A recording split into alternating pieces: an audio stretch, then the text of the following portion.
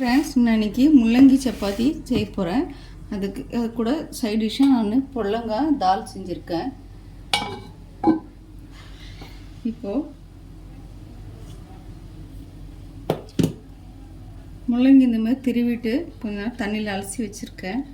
அது 2 முள்ளங்கி எடுத்திருக்கேன்.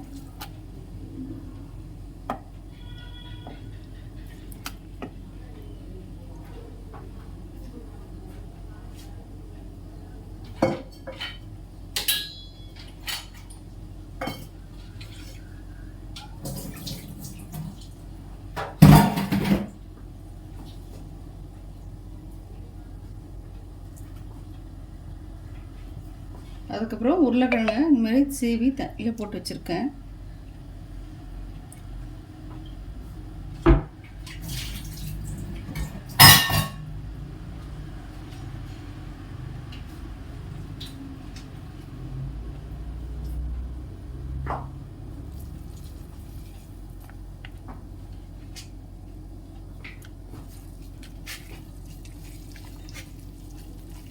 ரெண்டும் மிக்ஸ் பண்ணிக்கலாம். இப்போது பச்சை மிளகா 3 பச்சை மிளகா, ஒரு துண்டு இஞ்சி சீவி வச்சுருக்கேன்.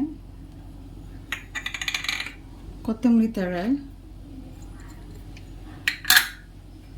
தேவையான அளவு சால்ட்டு,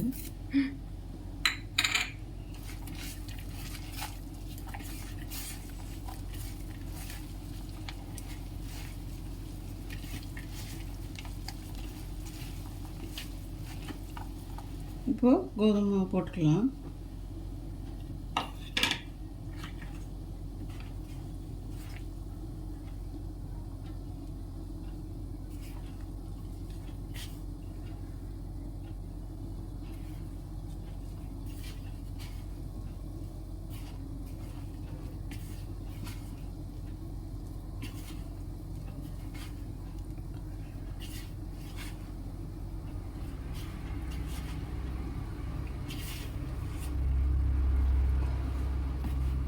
இப்போ இது கொஞ்சம் கொஞ்சமாக தண்ணி ஊற்றி பிசைஞ்சுக்கலாம். தண்ணி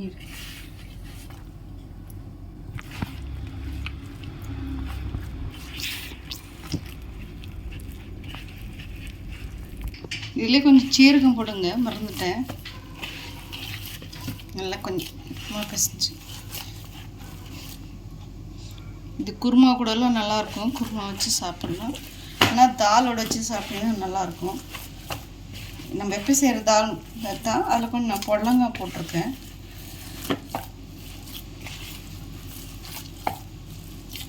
பைத்தம்பருப்பு கொஞ்சோண்டு, ஒரு 1/2 கப்பு துவரம்பருப்பு, 1/2 கப்பு பைத்தம்பருப்பு, 1/4 கப்பு கடலப்பருப்பு எல்லாம் ஊற வச்சுட்டு, அது கூட பெருங்காயம், மஞ்சத்தூள், வெறும் மிளகாத்தூள், கொஞ்சம் இஞ்சி பூண்டு பேஸ்ட்டு, அதுக்கப்புறம் பொடலங்காய் எல்லாம் போட்டு ஒரு 2 விசில் வச்சு எடுத்துகிட்டு, அதுக்கப்புறம் நெய்யும் எண்ணெயும் ஊற்றிட்டு, கடுகு, சீரகம், காஞ்ச மிளகாய், கருவேப்பிலை போட்டு தாளிச்சிட்டா அவ்வளோதான் தால். நான் ஒரு நாள் செய்கிறத காட்டுறேன். ஆனால் நல்லாயிருக்கும். இந்த மாதிரி செஞ்சு பாருங்கள். வெறுமனே தால் செய்கிறத மேலே காய் போட்டு செஞ்சிங்கன்னா நல்லாயிருக்கு.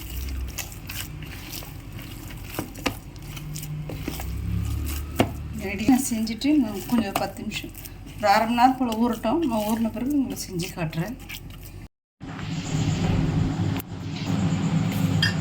பாருங்கள் ஃப்ரெண்ட்ஸ், நான் பிசைஞ்சு வச்சதை சின்ன சின்ன ஊர்லேயே போட்டு வச்சுருக்கேன். இப்போ அதை திரட்டிட்டு நம்ம தவாவில் போட்டுக்கலாம்.